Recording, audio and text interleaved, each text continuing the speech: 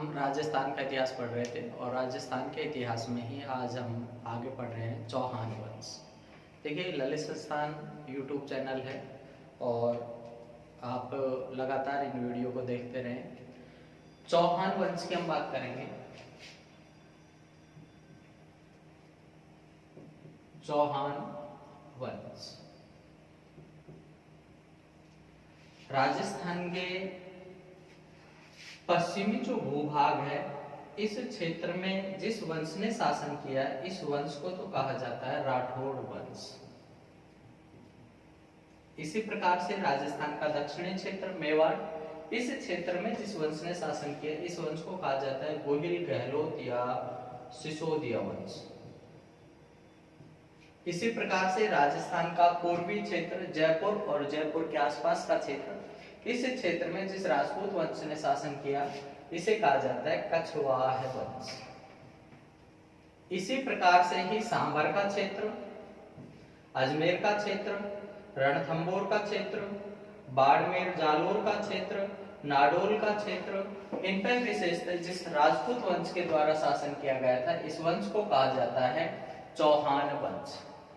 चौहानों के संदर्भ में अपन पढ़ रहे हैं। सबसे पहले इनकी उत्पत्ति के संदर्भ में जानना जरूरी है कि चौहान कौन है। जैसे कछवाओं के बारे में हमने पढ़ा कि भगवान राम के पुत्र, उसके वंशज माने जाते हैं। इसी प्रकार से चौहान कौन है, तो चौहानों की उत्पत्ति के संदर्भ में जो मत है, पहला मत है पृथ्वीराज रासो। पृथ्वीराज रासो जिसके रचयिता हैं चंद्रवरदाई। तो चंद्रवरदाई के अनुसार जो मत माना जाता है, चंद्रवरदाई ने अग्निकुंडीय सिद्धांत दिया है। कौन सा सिद्धांत?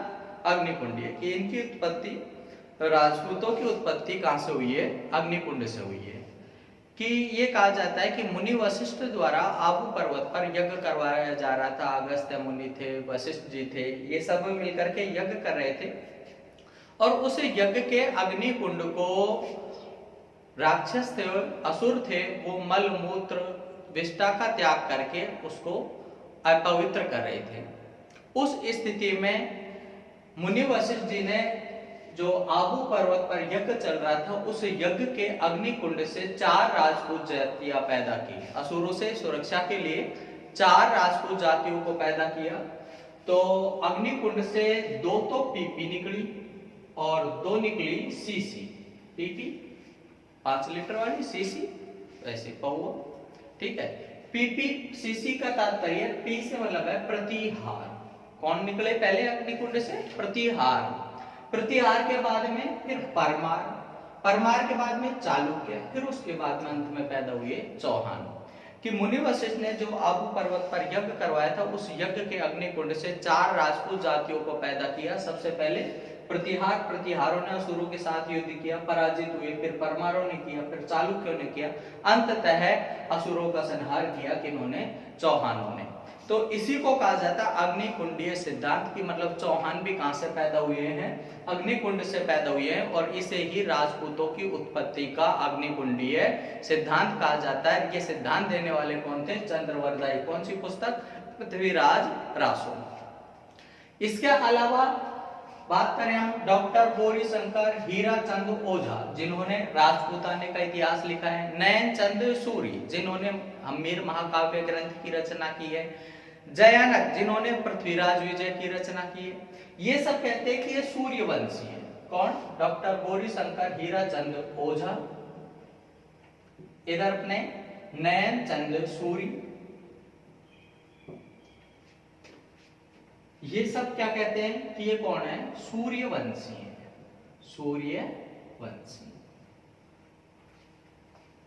बात करें डॉक्टर गोपीनाथ शर्मा, डॉक्टर दशरथ शर्मा, इनने कहा है कि ये ब्राह्मणों से उत्पन्न है।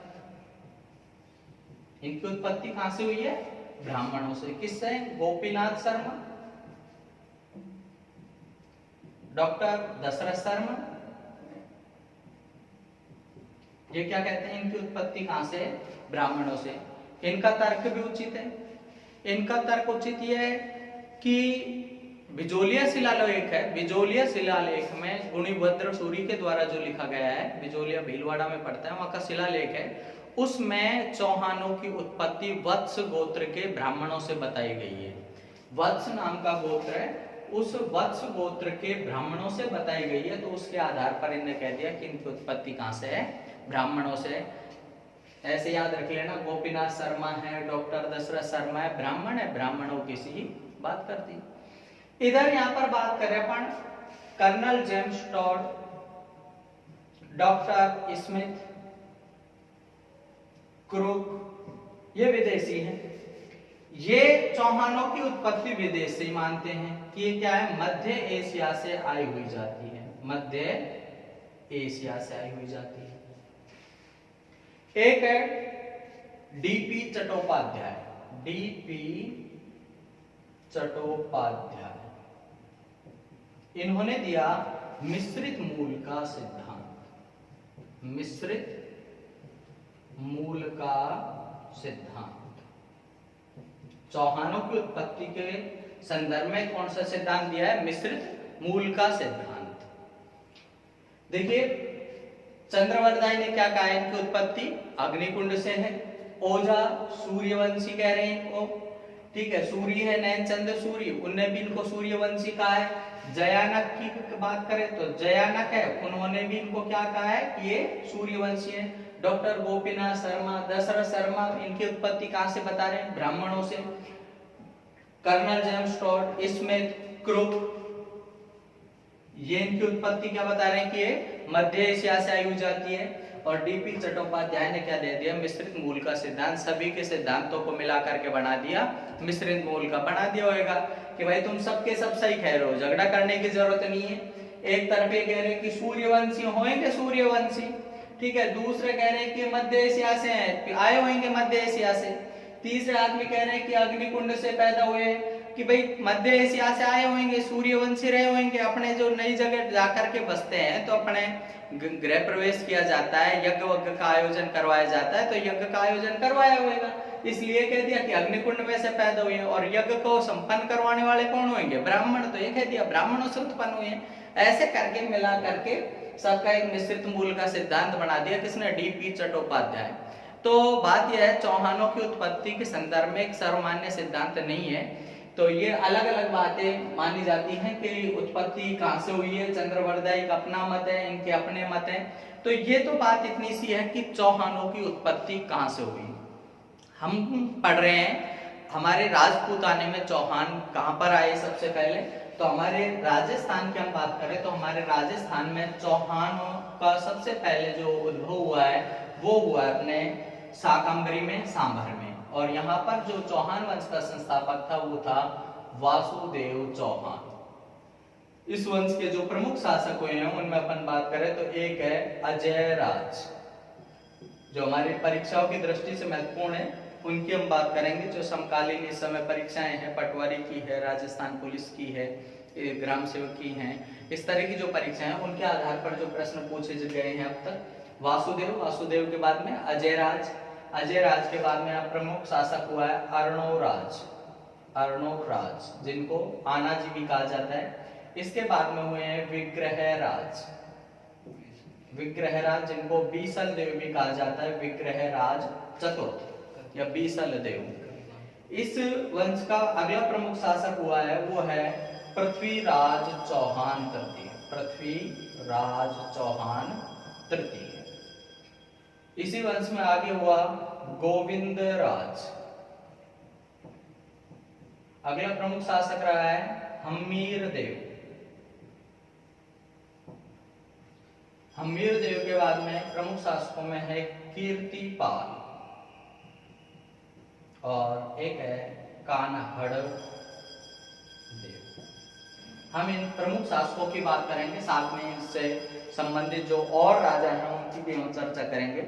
देखिए चौहान वंश का संस्थापक कौन हुआ था, वासुदेव। राजपूताने में यहाँ पर 551 ईस्वी की बात है। 551 ईस्वी में सैपादलक्ष, जिसे वर्तमान में सांभर कहा जाता है, सांभर में चौहान वंश की स्थापना की और साथ ही अपने शाकंभरी माता के मंदिर का निर्माण करवाया, जो यहाँ के चौहानों की कुल देवी मानी जाती है। वासुदेव के बारे में प्रमुख बात हो गई। कि सांभर में चौहान वंश की स्थापना की। तो मतलब बात यह है कि चौहान वंश का संस्थापक यहाँ पर सबसे पहले कौन हुआ है? वासुदेव। सांभर में चौहान वंश का संस्थापक कौन था? वासुदेव। दूसरी बात, इसने अहिचय छत्रपुर, जिसे वर्तमान में नागौर कहा जाता है, अहिचय छत्रपुर को अपनी राजधानी बनाया। अहिचय छत्रपुर को क्या बनाया? अपनी राजधानी बनाया। सांभर में चौहान वंश की स्थापना की। साथ में एक और उल्लेख मिलता है, बिजोलिया शिलालेख के अनुसार इस सांभर झील का निर्माता भी वासुदेव को ही माना जाता है। हालांकि इसमें मतभेद है। सामान्यतः जो भूवेत्ता बताते हैं, जो लक्षण परिलक्षित होते हैं झील के, ये प्राकृतिक झील मानी जाती है। सांभर झील है जो कैसी है? प्राकृतिक झील है। लेकिन बिजोलिया शिलालेख के माने तो बिजोलिया शिलालेख के अनुसार झील का निर्माण किसने करवाया था? वासुदेव चौहान ने। झीलों के बारे में अपन आगे विस्तार से पढ़ेंगे। तो इसके बाद में अगला प्रमुख शासक हुआ है अजयराज। अजयराज, जिसके बारे में प्रमुख बात है, 1113 ईस्वी में इसने अजमेर नाम का नगर बसाया। अजमेर नाम का नगर बसाया। इसके अलावा अजयद्रुम नाम से चांदी के सिक्के चलाए। अपनी पत्नी थी सोन, उसके नाम पर भी इसने सिक्के जारी किए। और जिसने अजय मेरू दुर्ग का निर्माण करवाया गढ़बीठली पहाड़ी के ऊपर, जिसे वर्तमान में तारागढ़ की पहाड़ी कहा जाता है। उसके ऊपर 1113 ईस्वी में इसने दुर्ग का निर्माण करवाया, जिसे गढ़बीठली का किला या तारागढ़ का किला या अजय मेरू दुर्ग कहा जाता है।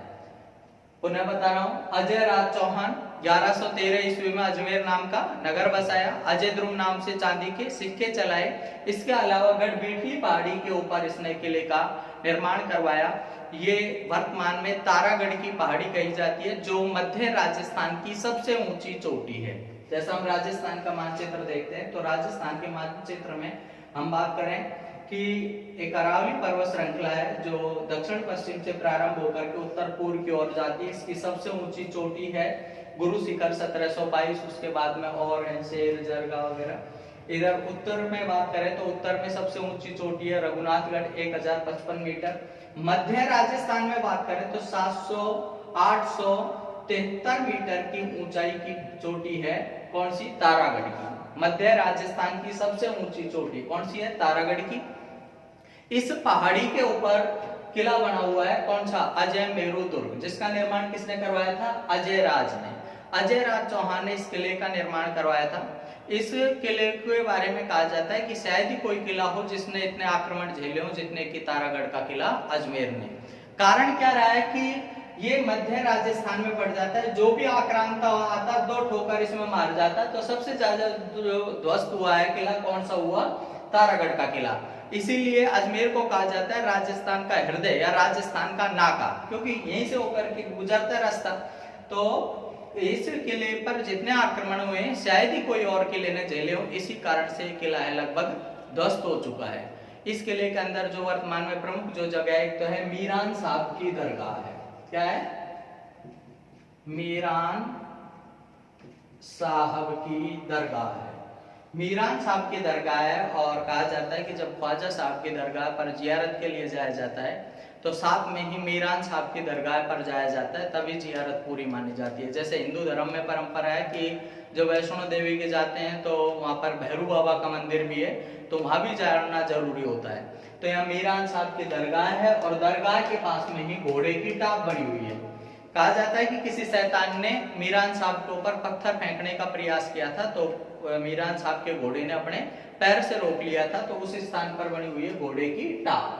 और जब किले से थोड़ा सा नीचे उतरते हैं तो दाईं तरफ आधुनिक समय में बना हुआ पृथ्वीराज चौहान तृतीय की प्रतिमा है, जो घोड़े पर बैठी हुई है।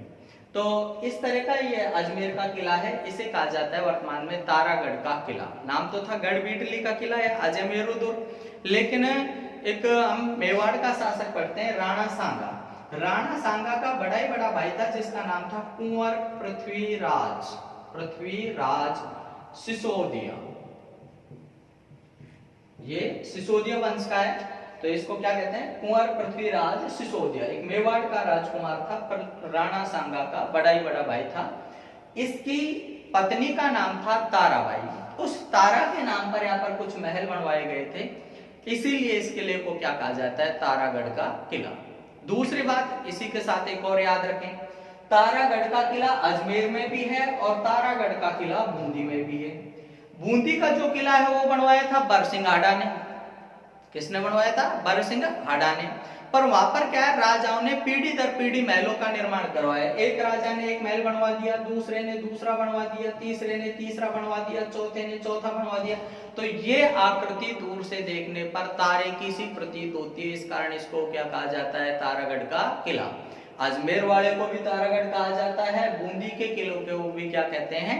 तारागढ़ का किला कहा जाता है। इसे महल न कह करके महलों का परिसर कहा जाता है बूंदी वाले किले को। बूंदी वाले किले के अंदर एक चित्रशाला भी है जिसे रंगविलास या चित्रशाला कहा जाता है, जिसका निर्माण उम्मेद सिंह ने करवाया था, जिसमें पशु पक्षियों का चित्रांकन हो रहा है। इस किले के अंदर एक तोप भी रखी हुई है जिसका नाम है गर्भ गुंजन तोप। बूंदी के किले में एक तोप है, क्या नाम है उसका? गर्भ गुंजन तोप। इस तोप के बारे में कहा जाता है, इस तोप के तोपची पतीला लगाने के बाद पानी में कूद जाते थे, क्योंकि इसकी आवाज इतनी भयंकर थी कि सुनने वाले के कान के पर्दे फट जाते थे। कौन सी तोप है वो? गर्भ गुंजन तोप। कौन से किले में है? बूंदी के किले में। अभी हमारे लिए एक बात जानना महत्वपूर्ण हो जाती है, हालांकि ये दुर्गों के बारे में भी हम जानते रहे, पर साथ में एक बात जान ले कि तारागढ़ का किला अजमेर में भी है, तारागढ़ का किला बूंदी में भी है। ये प्रश्न आया हुआ भी है, तारागढ़ का किला कहाँ है? नसीराबाद, ब्यावर, किशनगढ़, अजमेर। तो बंधुवर ये किला है प्रॉपर अजमेर में, ठीक है। अजमेर में जो प्रॉपर शहर है, शहर की जो पहाड़ी है, पहाड़ी के ऊपर ये किला बना हुआ है। तो इस किले का निर्माण किसने करवाया था? अजय राज चौहान ने। अब अजय राज ने अजमेर में किला बनवा लिया, अजमेर में रहने लग गया, अजमेर बसा लिया, तो अब राजधानी भी इसने कौन सी बना ली है? अजमेर को। अभी तक इनकी राजधानी कौन सी चल रही थी? अहिजय छत्रपुर। वासुदेव चौहान ने सहपादलक्ष, जिसे वर्तमान में सांबर कहा जाता है, सहपादलक्ष में चौहान वंश की स्थापना की और अहिजय छत्रपुर को अपनी राजधानी बनाया। दूसरा प्रमुख राजाओं में हम बात करें चौहान वंश के, तो अजय राज हुए। अजय राज जिन्होंने अजमेर नाम का नगर बसाया, अजमेर को अपनी राजधानी के रूप में अपनाया। अजय राज के बाद में अगला प्रमुख शासक आता है फिर अर्णोराज। अर्णोराज, इनको आनाजी भी कहा जाता है। अर्णोराज को क्या कहा जाता है? आनाजी। आनाजी का प्रमुख घटनाक्रम है कि 1134 ईस्वी की बात है। 1134 ईस्वी में इन्होंने सिद्धराज जयसिंह, चालुक्य वंश का राजा था गुजरात का एक, सिद्धराज जयसिंह, सिद्धराज जयसिंह के ऊपर आक्रमण कर दिया। चूंकि अब क्या है, सीमाएं मिलने लगी थी, आपस में जो साम्राज्यवादी नीति थी उसके चलते आक्रमण किया गया और इस युद्ध में अर्णोराज विजयी हुआ, सिद्धराज जयसिंह पराजित हुआ। पराजित शासक ने अपनी पुत्री का विवाह है, कांचन देवी उनका नाम था, का विवाह है किसके साथ कर दिया? अर्णोराज चौहान के साथ। और उसी से जो कांचन देवी थी, कांचन देवी, पत्नी का नाम क्या था? कांचन देवी। कांचन देवी के साथ में विवाह कर दिया और कांचन देवी से जो पुत्र हुआ था उसी का नाम था सोमेश्वर चौहान, और सोमेश्वर के ही पुत्र का नाम था पृथ्वीराज चौहान तृतीय। इसीलिए हम पढ़ते हैं कि अर्णोराज के जो थे, अर्णोराज पृथ्वीराज चौहान तृतीय के क्या लगते थे? दादाजी। इसी अर्णोराज या आनाजी के द्वारा पुष्कर में आदि वराह मंदिर का निर्माण करवाया गया। पुष्कर जो झील है, झील के किनारे पर आदि वराह मंदिर है, का निर्माण भी किसने करवाया था? अर्णोराज या आनाजी ने। 1135 ईस्वी की बात करें हम, 1135 ईस्वी में अजमेर के ऊपर तुर्कों ने आक्रमण कर दिया। जब तुर्कों ने आक्रमण कर दिया तो तुर्कों को परास्त किया। भूमि रक्त रंजित हो गई थी, वहां पर लाशें बिछ गई।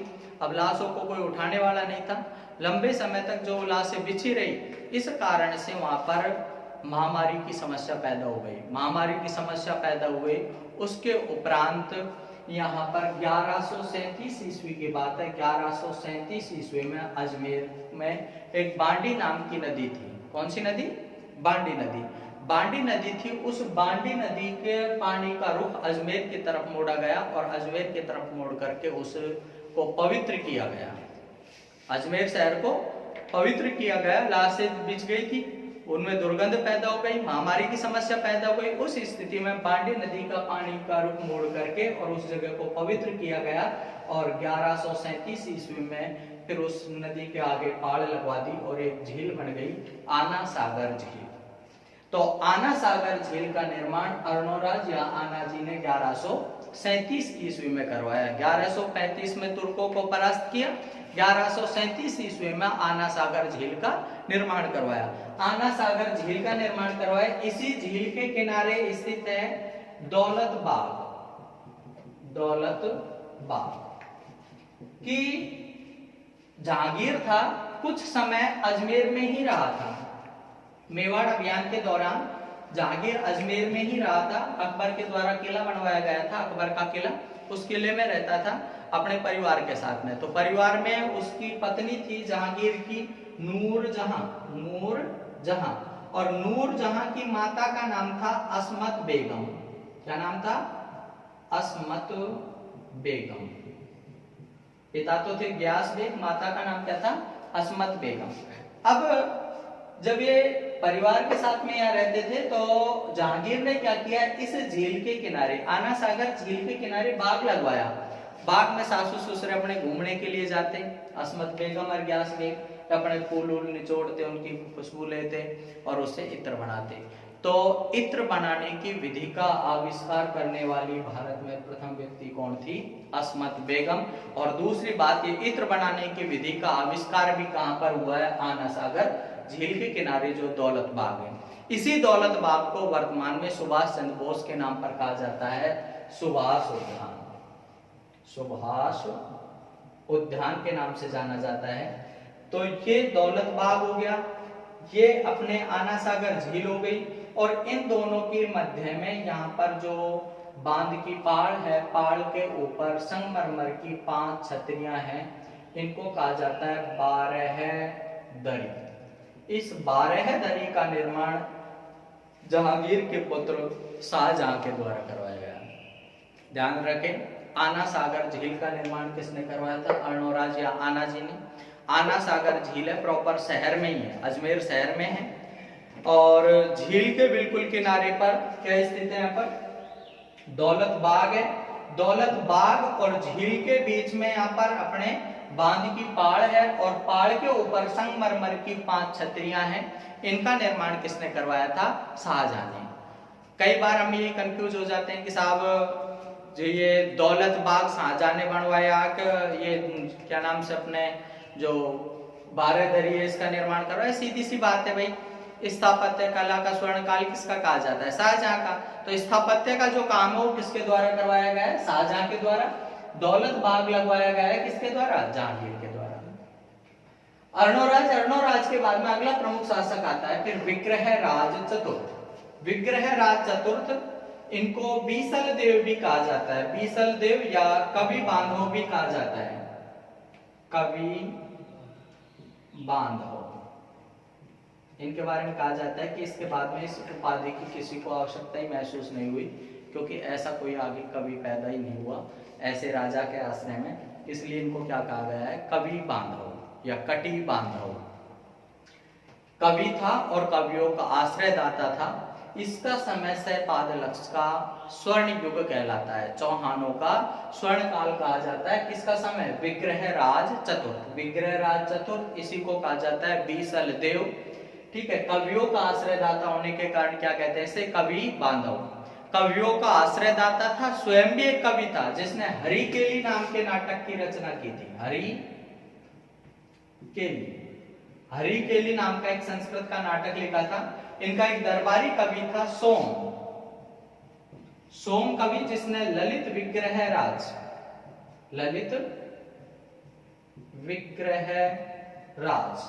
नाम के ग्रंथ की रचना की थी। एक दूसरा इनका दरबारी था नरपति नाल, जिसने बीसल देव रासो, जिसमें परमार नरेश की पुत्री थी राजमती और विग्रहराज के प्रेम संबंधों का वर्णन किया गया है। तो उस ग्रंथ का नाम क्या है? बीसलदेव रासो। रासो है, नाम से पता लग रहा है, रासलीला प्रेम संबंधों का वर्णन किया गया है।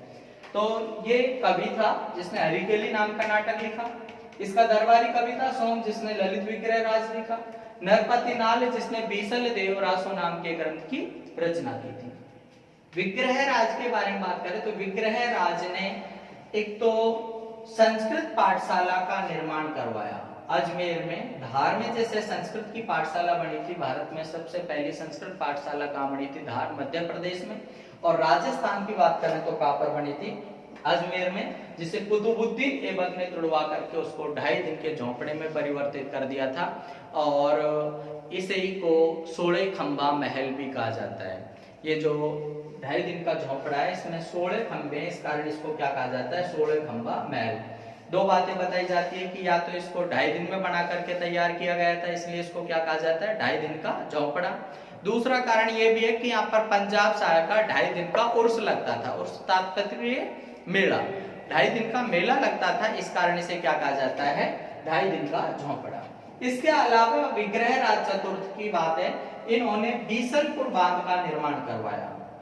बीसलपुर बांध का निर्माण करवाया बनास नदी के ऊपर। जैसा हम जानते हैं कि बनास नदी का उद्गम होता है खमनोर की पहाड़ियां, कुंभलगढ़, राजसमंद से। यहाँ से निकल करके इस नदी का प्रवाह क्षेत्र है रांची भी अटके से, रांची भी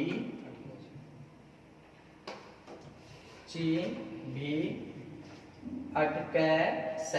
रा का मतलब राजसमंद, ची का मतलब चित्तौड़गढ़, भी का मतलब भीलवाड़ा, ए का मतलब अजमेर, टक का मतलब टोंक और से का मतलब सवाई माधोपुर। रामेश्वर सवाई माधोपुर में जाकर के एक चंबल नाम की नदी है, उस नदी में जाकर के मिल जाती है। तो टोडा रायसिंह कस्बा टोंक में इस नदी के ऊपर बांध बनवाया गया, बीसलपुर बांध। कौन सा बांध? बीसलपुर बांध। बीसलपुर बांध ऐसे याद रख लेना। बीसलपुर बांध कौन सी नदी पर है? बनास पर।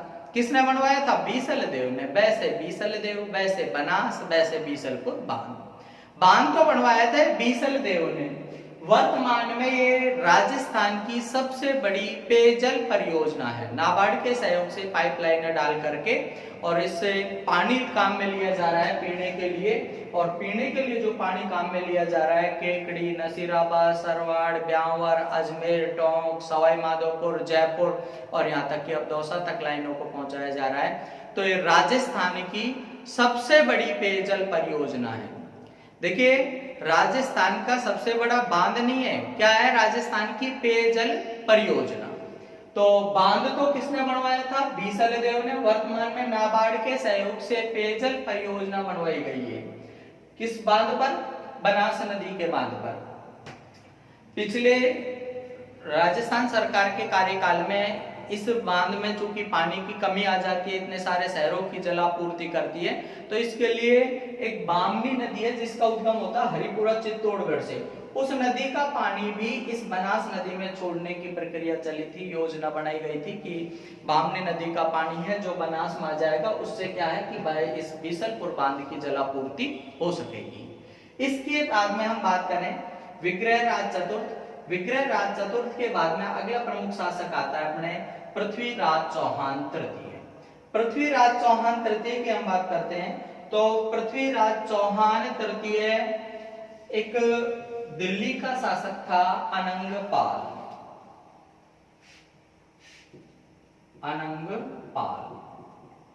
अनंगपाल की 2 पुत्रियां थी। एक का नाम था कर्पूरी और दूसरी का नाम था सुंदरी। कर्पूरी और भरपूरी, ठीक है। एक शासक था अनंगपाल। अनंगपाल के 2 पुत्रियां थी, एक का नाम था कर्पूरी, दूसरी का नाम था सुंदरी। कर्पूरी का विवाह हुआ अजमेर। कहां पर हुआ? अजमेर में। किसके साथ? सोमेश्वर चौहान के साथ। अर्णोराज का पुत्र है सोमेश्वर चौहान। सुंदरी का विवाह हुआ कन्नौज गहड़वाल वंश में विजयपाल के साथ। इस कर्पूरी से पुत्र हुआ, उसका नाम था पृथ्वीराज चौहान तृतीय। इस सुंदरी से जो पुत्र हुआ था उसका नाम था जयचंद। पुनः बता रहा हूं, कोई दिल्ली का शासक था अनंगपाल, कलचुरी नाम का स्थान पड़ता है, वहां का इसका राज्य था। इस अनंगपाल के दो पुत्रियां हुई, एक का नाम था कर्पूरी, दूसरी का नाम था सुंदरी।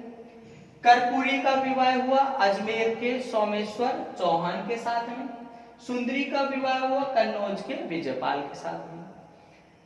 कर्पूरी से जो पुत्र हुआ था उसका नाम था पृथ्वीराज चौहान तृतीय, सुंदरी से जो पुत्र हुआ उसका नाम था जयचंद। 1177 ईस्वी की बात है। 1177 ईस्वी में सोमेश्वर चौहान की मृत्यु हो गई थी।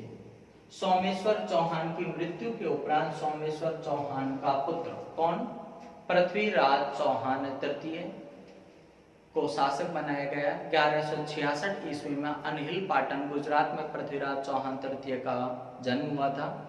1177 का मतलब समझते हैं 11 साल की आयु में ही ये उत्तराधिकारी बन गया।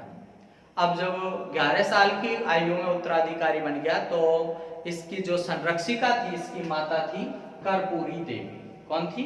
कर्पूरी देवी। इसका प्रधानमंत्री था कदम्बवास, कदम्बवास जिसे कैलाश भी कहा जाता है। कौन था इसका प्रधानमंत्री? इधर इसका प्रधान जो सेनापति था वो था भुवनमल। ये कौन था इसका सेनापति या सेना अध्यक्ष? कौन था? भुवनमल।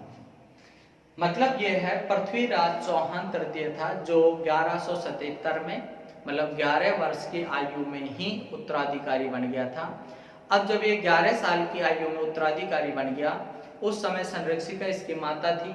माता संरक्षिका का काम कर रही थी कर्पूरी देवी और शासन को संभाल रही थी। और लगभग ये समझ लें कि हम 11 साल की आयु में उत्तराधिकारी बना, 12 साल की आयु में ही ये जिम्मेदारियों को समझ गया था और जिम्मेदारियों को निभाना शुरू कर दिया। और इसी क्रम में जब 1177 में जब ये उत्तराधिकारी बना तो 1178 ईस्वी की बात है। 1178 ईस्वी में 1178 ईस्वी की बात है। 1178 ईस्वी में गुड़गांव का जो क्षेत्र है वो आधिपत्य में ले लिया नागार्जुन ने। नागार्जुन जो इसका चाचा लगता था, इसके पास में पृथ्वीराज के पास में लेकर के अजमेर से लगभग दिल्ली तक का साम्राज्य इस समय था कि साम्राज्य इसको एक तो नानाजी का भी मिल गया था, एक दूसरा जो विग्रह राज चतुर्थ था, इस विग्रह राज चतुर्थ का भी एक संघर्ष रहा महत्वपूर्ण और इसने तोमर वंश के शासक से दिल्ली को क्षेत्र को विजित कर लिया था। तो ये जो लेकर के अजमेर से और दिल्ली तक का जो साम्राज्य था वो किसके हाथों में था इस समय? पृथ्वीराज चौहान तृतीय की। अब जब दिल्ली तक का साम्राज्य है तो सीधी सी बात है कि जो गुड़गांव का जो क्षेत्र है वो भी इसी के आधिपत्य में। गुड़गांव के क्षेत्र के ऊपर नागार्जुन ने आधिपत्य जमा लिया 1178 में। 1178 ईस्वी में पृथ्वीराज चौहान तृतीय था, उसने नागार्जुन को परास्त किया। उसके आगे का इसका ज्यादा वर्णन नहीं मिलता है। संभव है कि नागार्जुन किसी राजा के आश्रय में चला गया होगा और वहीं पर उसकी मृत्यु हो गई।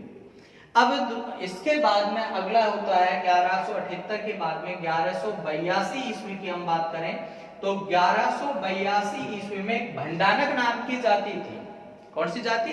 भंडानक, जो पंजाबों के क्षेत्र में रहती थी और वो आगे बढ़ती अपने अलवर का क्षेत्र, भरतपुर का क्षेत्र, मथुरा का क्षेत्र, इन क्षेत्रों में अपना आधिपत्य जमाने लग गई। 1182 ईस्वी में भंडानकों का दमन किया। भंडानकों का भी कहा जाता है, उसके बाद में इनके भी अस्तित्व का पता नहीं है, शायद ये नष्ट कर दिए गए। जब इनको नष्ट कर दिया गया उस स्थिति में जब सेना लौट करके आ रही थी तो कुछ सैनिक थे वो घायल हो गए थे और ऐसी स्थिति का लाभ उठा करके 1182 ईस्वी की बात है जब भंडानकों को पराजित करके पृथ्वीराज चौहान तृतीय की सेना आ रही थी तो यहाँ चंदेल वंश का शासक था परमर्दी देव। परमर्दी देव था। इस परमर्दी देव ने पृथ्वीराज चौहान तृतीय की घायल सेना के ऊपर आक्रमण कर दिया। जो घायल सेना के ऊपर आक्रमण कर दिया। पृथ्वीराज चौहान तृतीय ने इनका पीछा किया। परमर्दी देव था, परमर्दी देव के औंस खड़े हुए।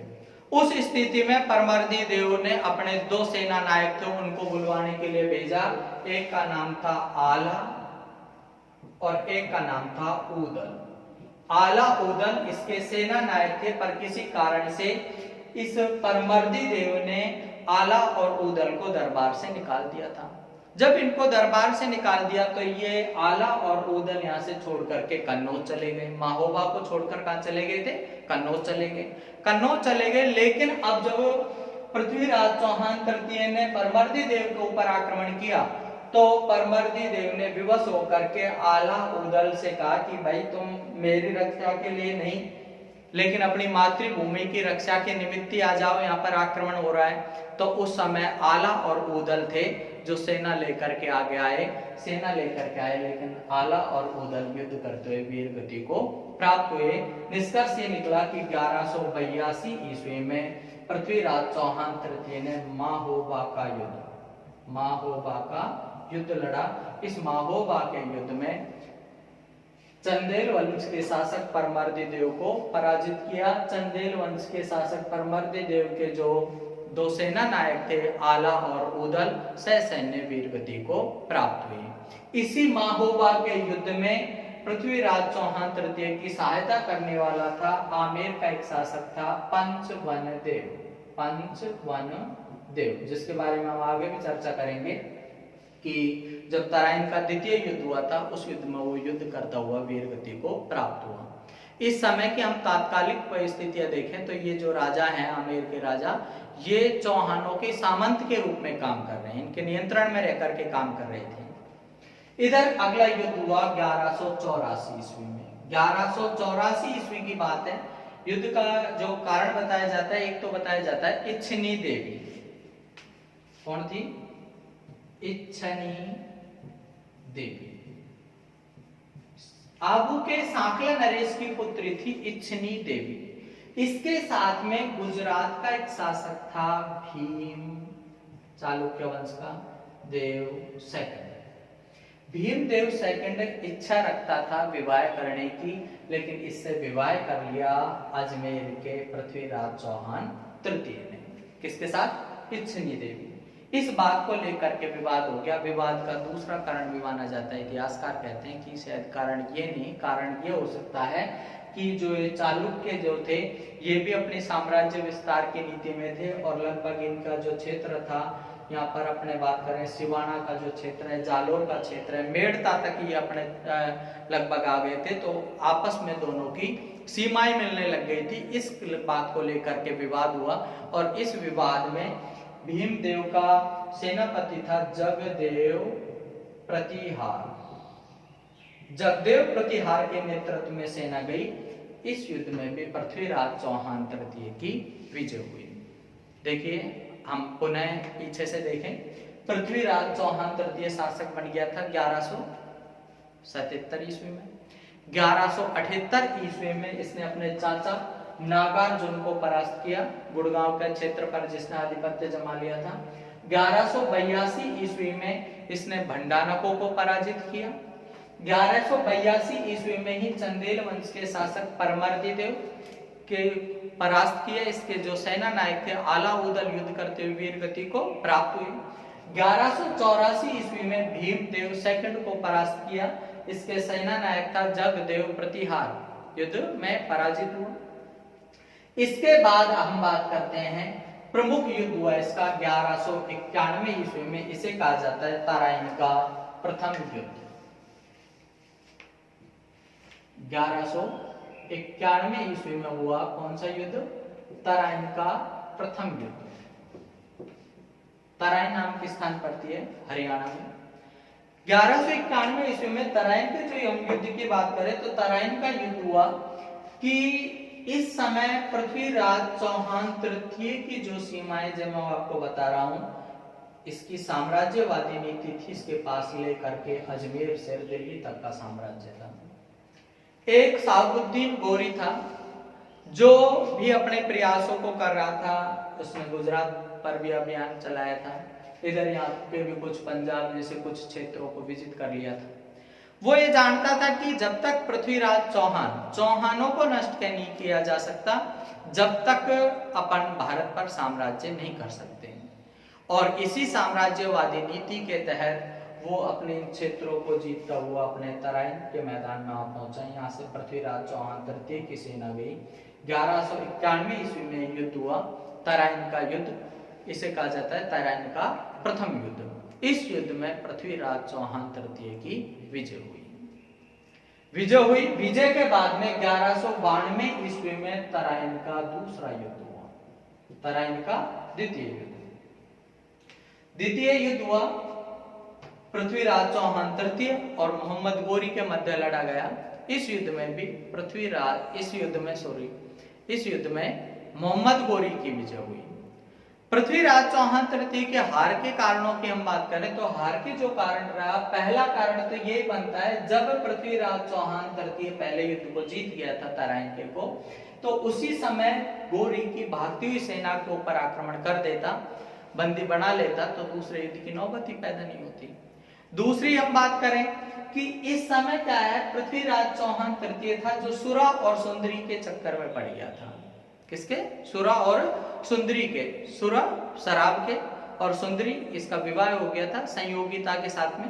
तो तीसरी बात, इसने शत्रु बहुत पाल लिए थे। साम्राज्यवादी नीति के चक्कर में इसने अपने क्षेत्रों को विस्तार किया। कुछ इसके दुश्मन बढ़ गए थे। जब इसका साम्राज्य बढ़ता दिखा तो द्वेष भाव पैदा होने लग गया।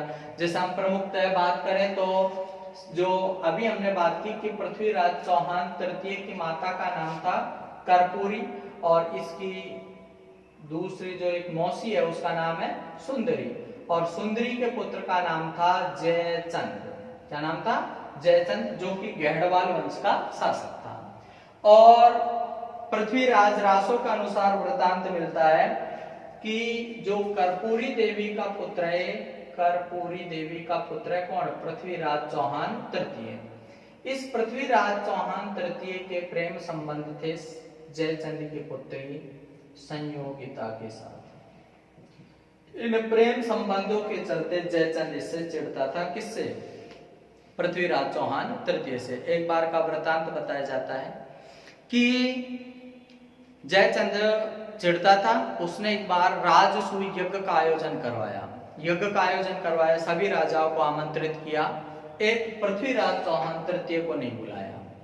ऊपर से पृथ्वीराज चौहान तृतीय को बुलाया नहीं, ऊपर से क्या है, द्वारपाल के रूप में उसकी मूर्ति लगवा दी गई।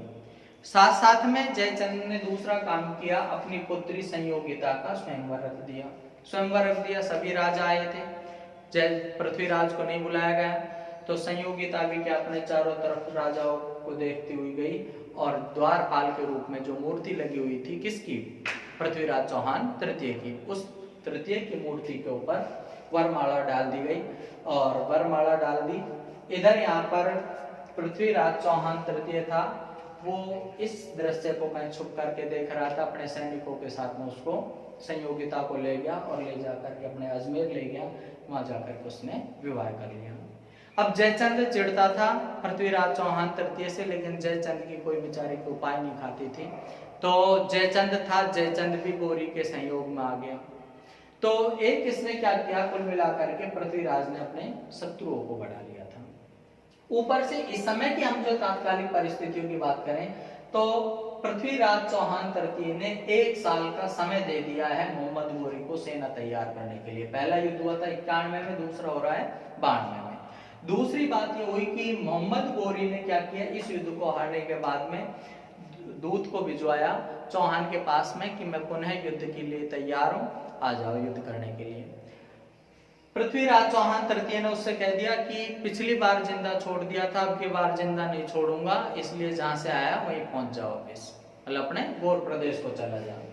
वापिस मोहम्मद गोरी ने अपने दूत के माध्यम से संदेशा भिजवाया। अब की बार गोरी थोड़ी सी चाल चल गया था।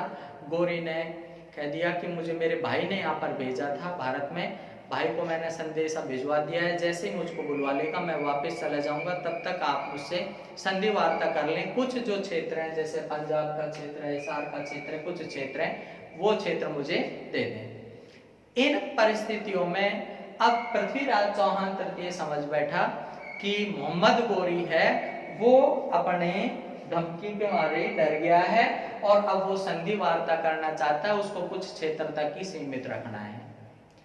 इसी कारण से चौहान पूरी तैयारी के साथ नहीं गया। जो उसने सीमाओं पर जो अपनी सेना लगा रखी थी उनको बुलावा भेजा कि भाई आ जाना, कोई समस्या नहीं, धीरे धीरे आ जाना। कुछ और जो सेनापतियों को सेना दे करके भेज रखा था उनको भी नहीं बुलवाया। ऊपर से ये भी इसी हिसाब से गया कि संधि के लिए जाना है, तो एक छोटी सेना के साथ में ये अपने कहां पहुंच गया, तराइन के मैदान में।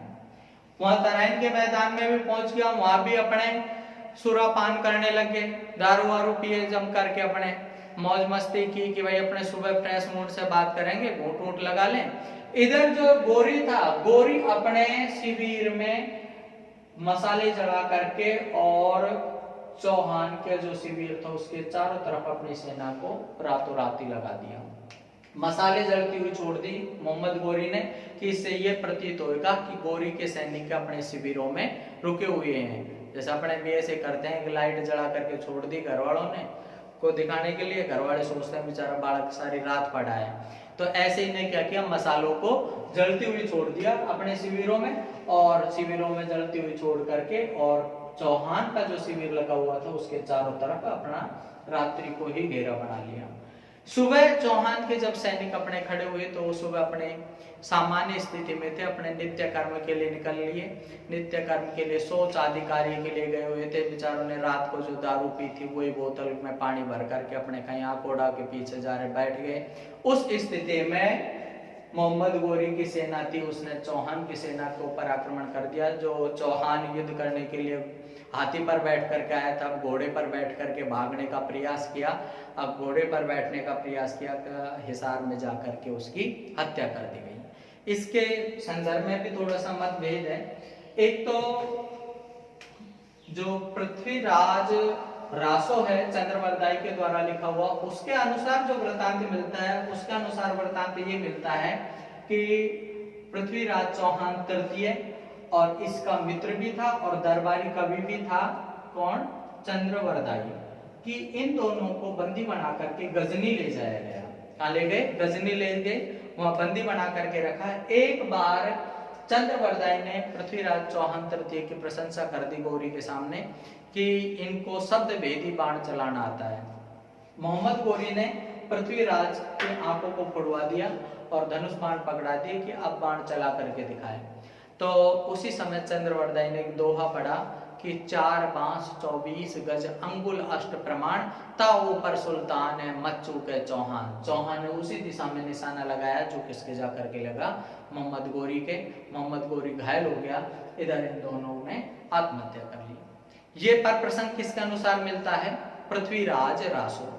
तो इस पर विश्वास नहीं किया जाता कि भाई तुमने क्या भूत बन करके लिखा है क्या ग्रंथ को, क्योंकि चंद्रवरदाई खुद कहता है कि हम ऐसे मर गए, ये खुद ग्रंथ में लिख रहे हैं। पर इसे एक अनुमान लगाया जाता है कि पृथ्वीराज रासो का जो उत्तरार्ध है, पीछे वाला जो भाग है, वो हो सकता है कि चंद्रवरदाई का पुत्र था जल्लण, जल्लण के द्वारा इसके अंतिम भाग की रचना की गई हो। दूसरा जो वृतांत वो मिलता है जयानक के अनुसार, जिसने पृथ्वीराज विजय ग्रंथ की रचना की है। दूसरा ग्रंथ कौन सा बता रहा हूं, पृथ्वीराज विजय। पृथ्वीराज विजय, पृथ्वीराज विजय के रचयिता कौन है, जयानक। जयानक कहते हैं कि पृथ्वीराज को बंदी बना करके रखा गया अजमेर। अजमेर में मोहम्मद गोरी के सामने दरबार लगाता था और मोहम्मद गोरी ने कह रखा तुम मेरे अधीन साम्राज्य करोगे। एक बार कोई धर्म विरोधी फैसला दे रहा था या फिर कुछ कहने का सुनी हो गई थी आपस में, इस कारण से मोहम्मद गोरी ने पृथ्वीराज चौहान तृतीय को ऊपर किले में से नीचे खाई में पटक दिया, जहां पर पृथ्वीराज चौहान तृतीय को ऊपर से पटका गया, घायल हो गया और पत्थरों से पीट पीट करके मार दिया गया। इस तरह से यहाँ से चौहान वंश था वो खत्म नहीं हुआ है। मोहम्मद गोरी के कारण से पृथ्वीराज चौहान तृतीय खत्म हुआ है। इसके बाद में पृथ्वीराज चौहान तृतीय का पुत्र था गोविंदराज। गोविंदराज ने मोहम्मद गोरी की अधीनता स्वीकार कर ली, तो गोविंदराज को अजमेर का शासक घोषित कर दिया गया। लेकिन इस बात को बर्दाश्त नहीं किया। पृथ्वीराज चौहान तृतीय का भाई था हरिराज, क्या नाम था? हरिराज। और यहाँ के जो चौहान थे उन्होंने इस गोविंदराज को बर्दाश्त नहीं किया कि इसने उसकी अधीनता स्वीकार कर ली। ऐसी स्थिति में मोहम्मद गोरी सेना लेकर के आया। हरिराज ने डर की वजह से आत्मदाह कर लिया, मतलब अग्नि जला करके अपने आप को समर्पित कर दिया। इसको निर्बल मानते हुए गोविंदराज को कि यहाँ पर राज्य नहीं चला पाएगा, इसलिए मोहम्मद गोरी ने इसको अजमेर से हटा करके और रणथंबोर का साम्राज्य सौंप दिया। ये घटनाक्रम है 1194 ईस्वी का। तो रणथंबोर में चौहान वंश का संस्थापक कौन हुआ था? गोविंद राज। इसे क्रम में आगे अपन पढ़ेंगे। जय हिंद, जय धन्यवाद। इस क्रम में दोबारा आगे पढ़ेंगे, बोल दो। इस क्रम में आगे पढ़ेंगे, दोबारा बोल दो।